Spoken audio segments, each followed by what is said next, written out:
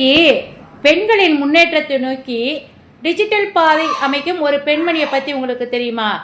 சாலையோரத்துல பசியோட சாப்பாடு இல்லாம தங்கறதுக்கு இடமும் இல்லாம அலைஞ்சிட்டு இருக்கவங்களுக்கு ஒரு பாதுகாப்பான நைட்டு தூங்கறதுக்கு அவங்களுக்கு ஒரு இடமும், தன்னம்பிக்கையோட இருக்கக்கூடிய பெண்களுக்கு ஒரு வேலை வாய்ப்பு, இது எல்லாத்தையுமே ஒன்னா சேர்த்து ஒரு சமூக பணியா செய்துட்டு வர்றதுதான் தன்னுடைய அடிப்படை நோக்கம் அப்படின்னு இருக்காங்க சென்னையை சேர்ந்த சாந்தி தேவகுமார். இவங்களுக்கு இந்த மாதிரி சமூக சேவை செய்யணும் அப்படிங்கிற விதை அவங்களுடைய ஸ்கூல் டேஸ்லேயே ஸ்டார்ட் ஆயிடுச்சான்.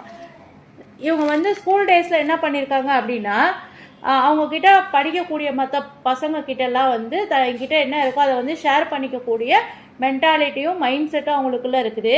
இதையே ஒரு கட்டாய உணர்வு இல்லாமல் இயல்பாக நேச்சுரலாகவே அவங்க ஹெல்பிங் மென்டாலிட்டியோடு இருந்திருக்காங்க.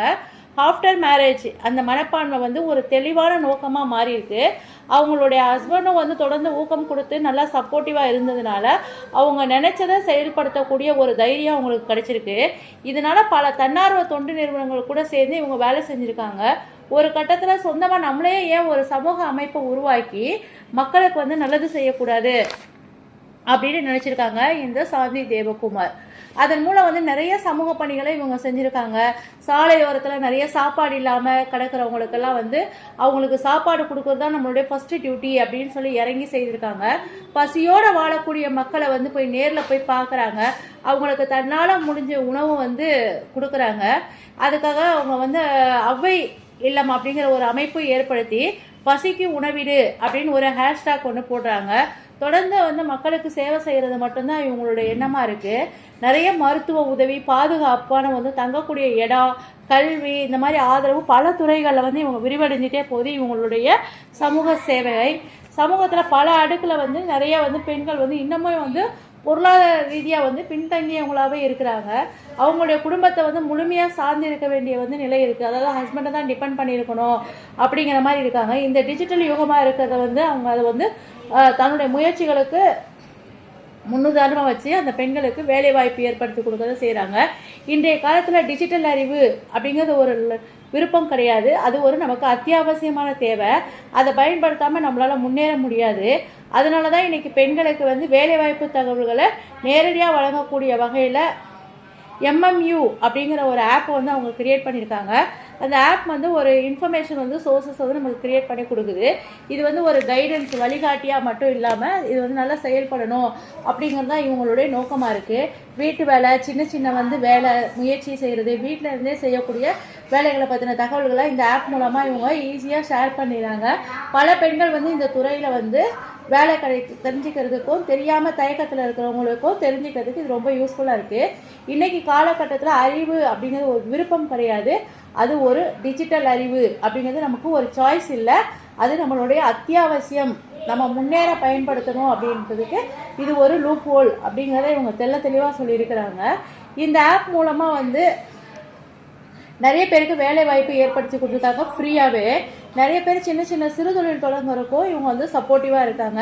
இன்றைக்கி பெண்கள் மட்டும் இல்லாமல் சமூகத்தில் புறக்கணிக்கப்பட்டவங்க, அதாவது திருநங்கை அப்படின்னு சொல்லுவாங்க இல்லையா, அவங்க வாழ்க்கையில் மாற்றத்தை ஏற்படுத்தணும் அப்படிங்கிற ஒரு எண்ணத்தோடையும் இவங்க செயல்பட்டு வராங்க. திருநங்கைகள் இன்றைக்கி பல இடங்களில் ஏற்றுக்கிறது கிடையாது மக்கள், அவங்களுக்கு சம வாய்ப்புகள் கிடைக்கணும் அப்படின்னு சொல்லிட்டு இவங்க நினைக்கிறாங்க. அது மட்டும் இல்லை, அவங்களுடைய திறமையை வளர்க்கக்கூடிய ஒரு சூழல் அட்மாஸ்பியர் கிரியேட் பண்ணணும் அப்படின்னு நினச்சி இவங்க போராடிட்டு இருக்காங்க, முயற்சியும் பண்ணுறாங்க. ஏன்னா அவங்களுக்கு ஒரு சான்ஸ் கொடுத்தாதான் அவங்களுடைய வாழ்க்கையில் அவங்க எப்படி முன்னேறிட்டு போகிறாங்க அப்படிங்கிறத பற்றி தெரிஞ்சிக்க முடியும். இன்றைக்கி சென்னை திருவள்ளூர் பகுதியில் திருநங்கைகளுக்கு தொழில் தொடங்கிறதுக்கான பயிற்சி, வேலை வாய்ப்போட கைட்லைன்ஸ் எல்லாமே இவங்க சர்வீஸ் பண்ணியிருக்காங்க. ரோட்டரி கிளப் மூலமாக பல்வேறு அமைப்புகள் மூலமாக அங்கம் வகிக்கிறது மட்டும் இல்லாமல் தன்னுடைய சேவையை பரவலாக எல்லாருக்கும் தெரியப்படுத்திட்டு வராங்க. தனிப்பட்ட முறையில் செய்யக்கூடிய பணிகளுக்கு ஒரு லிமிட் இருக்குது.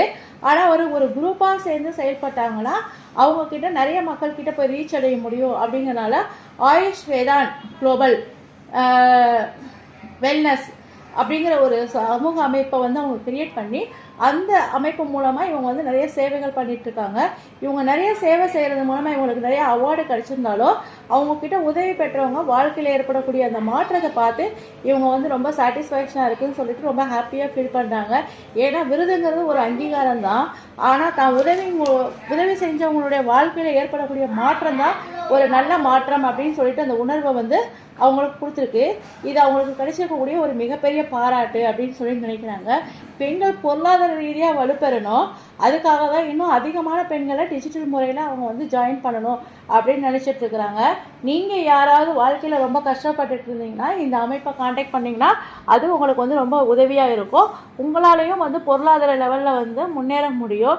ஏன்னா ஒரு பெண்ணுக்கு வந்து வேலைவாய்ப்பு மூலமாக கிடைக்கக்கூடிய ஒரு வருமானம் தரக்கூடிய ஒரு தன்னம்பிக்கை வந்து எத்தனை பேர் லட்சம் பேர் சப்போர்ட்டிவாக இருந்தாலும் நமக்கு கிடைக்காது அப்படிங்கிறது தான் இதில் உள்ளது.